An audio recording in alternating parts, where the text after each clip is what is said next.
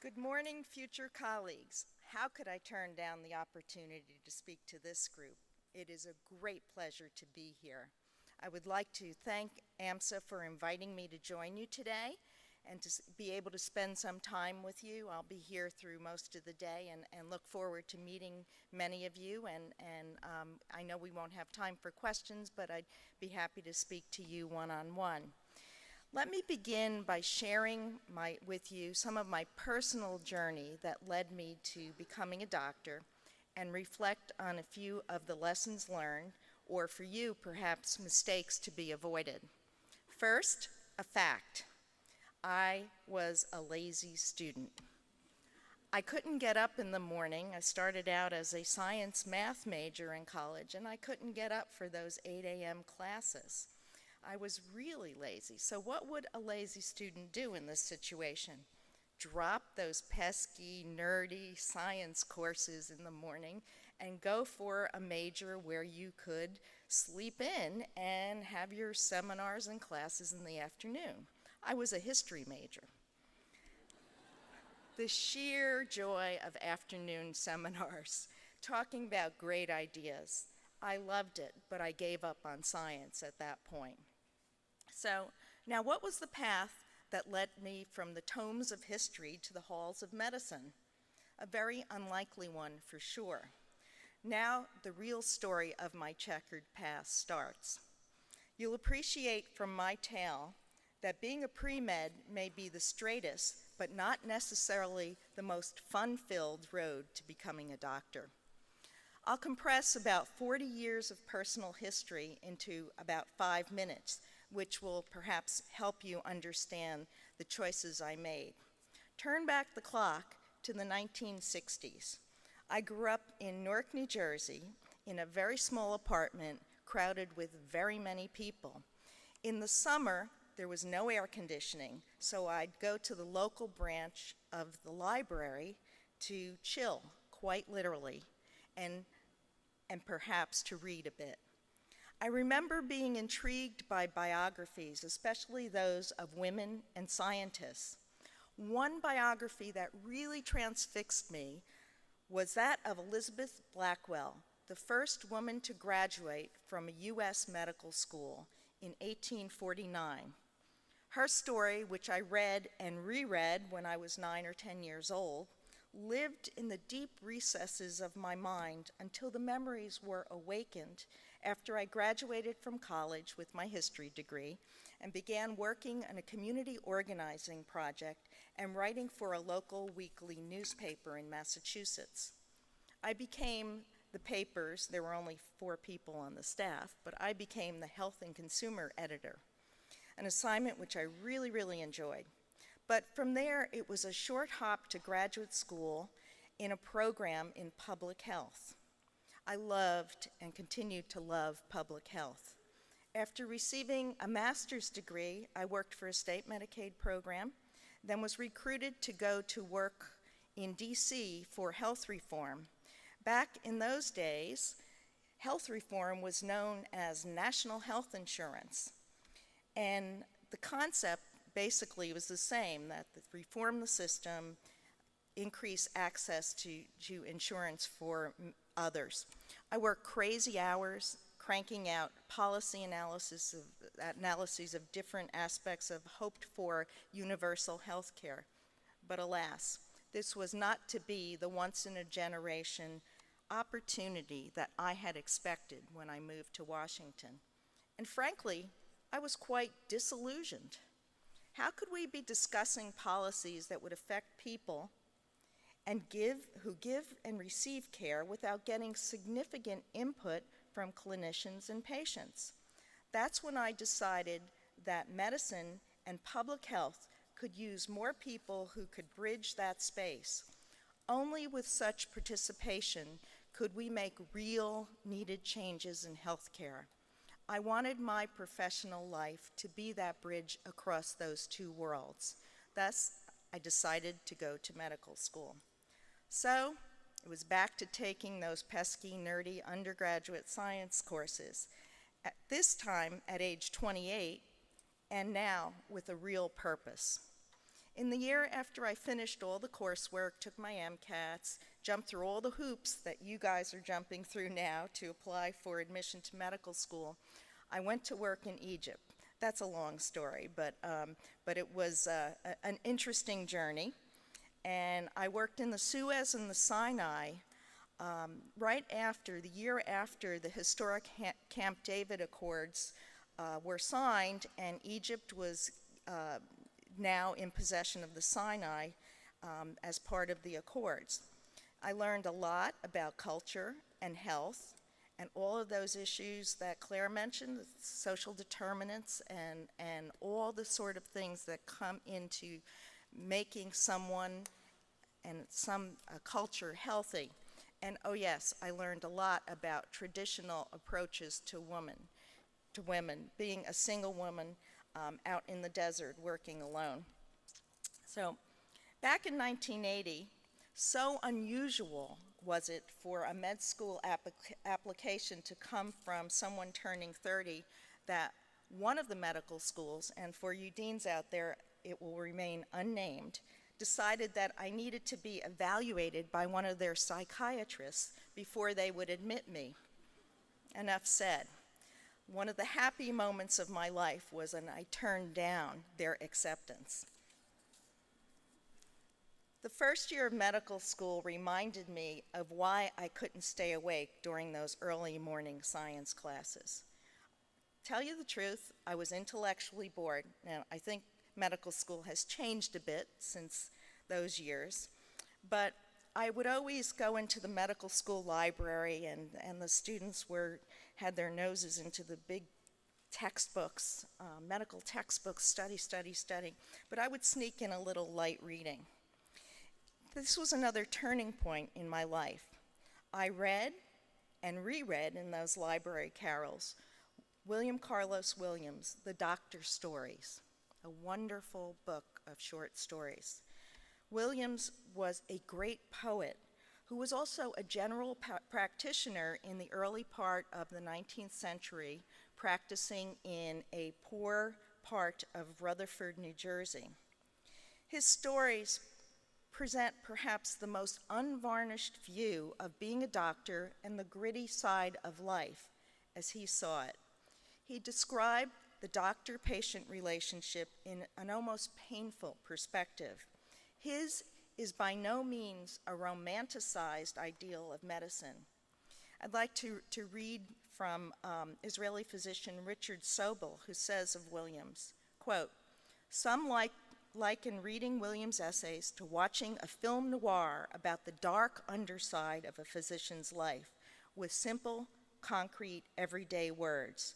William brings the reader to close to unclothed, fully exposed events he witnessed as is possible. No euphemisms, no convoluted sentences full of abstract ideas, no masking of unsuitable or politically correct thoughts or emotions.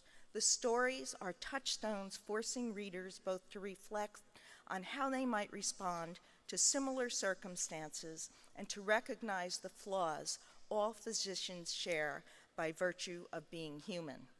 Medical students still in their pre-cynical years, as he said, may at first find these stories off-putting or even threatening, but they invariably become excited about the difficult issues contained within. These stories of tough love, rather than bland, idealized empathy, give them license to discuss the realities of their training to become not saints, but physicians. Williams himself said, "There's nothing like a difficult patient to show us ourselves." His stories are unsettling, but they're so moving because they are so real. So when it came to my clinical years and residency, let's just say it was back to the bad old days. We worked then round the clock, 7 days a week. But I must admit that I loved it, and every rotation I went through, every encounter I had, I wanted to specialize in that field. I connected all across every specialty of medicine. Ultimately, I chose geriatrics internal medicine because I wanted to know more about the lives of my patients, not just their diseases. And it has proved remarkably rewarding. And by the way, during my training, I had 3 children in very rapid succession.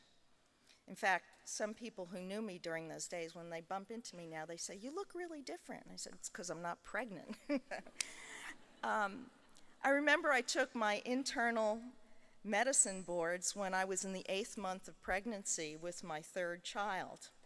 So to get through the 2-day, all-day ordeal, I ate over 2 pounds of M&Ms, one at a time, to keep me going.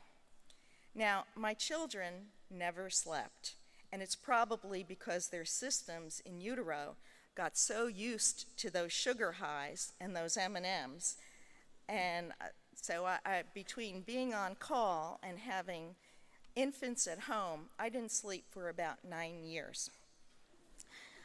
But they soon got used to accompanying mommy on hospital and nursing home rounds on weekends, and on a few occasions at 2 a.m., I had to bundle the 3 kids up, put them in their car seats, and go to the hospital to see a patient, a sick patient, and the nurses would take them and watch them while I was tending to the patient.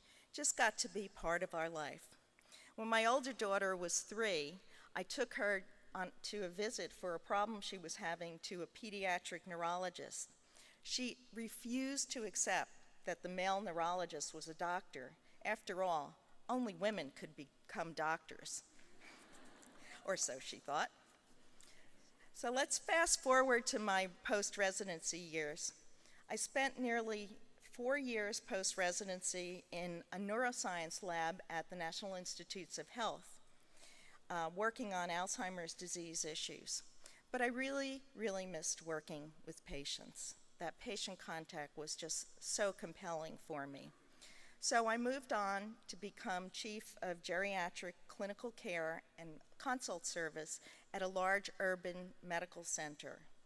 And then from there, I spent 7 years leading the geriatrics and long-term care programs across the nation for the U.S. Department of Veterans Affairs. Then, I'm compressing a lot here, I went back to the National Institutes of Health and served as Deputy Director of the National Institute on Aging for an additional 7 years. All wonderful jobs and wonderful experiences that allowed me to blend my interests in clinical care, science, and public health. Today, as I look back to the past 5 years as the Executive Officer of the Institute of Medicine, which is part of the National Academies of Science, and I must tell you that the academies were chartered in 1863 by Abraham Lincoln, and we are an independent voice for advice to the nation and for Institute of Medicine on matters of health. And we have a very particular and unusual role, and it is my job to make sure that we get the best experts together around the table, all those smart doctors you heard about. And I'm not one of them, but my job is to get them all together to come up and provide necessary advice for policymakers and others who seek it. So it seems that I've come full circle, blending policy, clinical care, science, and public health in my current work. Despite a very busy travel schedule and speaking schedule, I still try to affirm my identity as a clinician. I volunteer at a local free clinic in Washington, D.C. when I'm able to do so. And I see people who have applied for asylum in the United States and their applications are submitted for asylum because they were tortured or abused in their home country. And it's my job to create a medical affidavit documenting the physical and emotional scars of their past. It is very challenging work, but I feel that it's a way that I can use my skills to continue to keep me connected. I've enjoyed these challenges, and found fulfillment in my career. But what have I learned that I can share for you? First, there is no single path to becoming a doctor and no single way to pursue a rich and rewarding career in medicine. Each of you will find your own path. But I implore you to always remember why you wanted to be a doctor in the first place. And I would remind you that having a medical degree doesn't attest to one's ability to be a good and caring doctor. It's certification that you've obtained the cognitive knowledge necessary to care for patients competently. And hopefully you will get a little bit of that kind of exposure that will really help to make you a good and caring doctor. But I would assert that unless you choose otherwise, medical school will hone your cognitive skills but not necessarily make you a healer. For that to happen, you must continue to remain connected to the reasons you're choosing medicine as your life's work. Now, I know that you're not here. I know that you are here, rather, because you choose to do good in the world, that you value every human life, and that you want to use your talents to help others. None of you are sitting here because you can get an A in organic chemistry. Whatever path you choose in medicine and healthcare, whether that of a clinician, a researcher, a teacher, or an advocate, it will be essential for you to be a lifelong learner. But you will also need to blend your cognitive skills with the enduring values that brought you to a career in medicine. I've also learned that I can always look up the proper dosage for a medication or a differential diagnosis, but I won't be able to page through a book, or in your case, use an app, to remind me of the underpinnings of what it takes to be that good and caring doctor. Those are the interpersonal and intrapersonal skills and values that lead to other important and necessary learning: integrity, compassion, respect, empathy, and a sense of service and purpose. It will be your responsibility to engage with those values throughout your career, to seek out mentors who live those values, and to live them in all of your interactions with your colleagues and patients. For me, interactions with patients, as intermittent as my clinical work has been, has grounded me as a doctor. Let me repeat once more what William Carlos Williams said: "There's nothing like a difficult patient to show us ourselves." As you stand at the threshold of your career in medicine, commit yourself to excellence and embrace a future guided by integrity, compassion, respect, and empathy in a rapidly evolving healthcare environment which will present numerous opportunities as well as challenges. If you do, your career will be filled with joy, wonder, knowledge, and yes, humility, knowing that because you are a doctor, each day you have the potential to make a difference in someone's life and to do a little bit to make the world a better place. So I thank you, and I wish you good luck in the paths you've chosen to medicine, and welcome you as future colleagues. Thank you.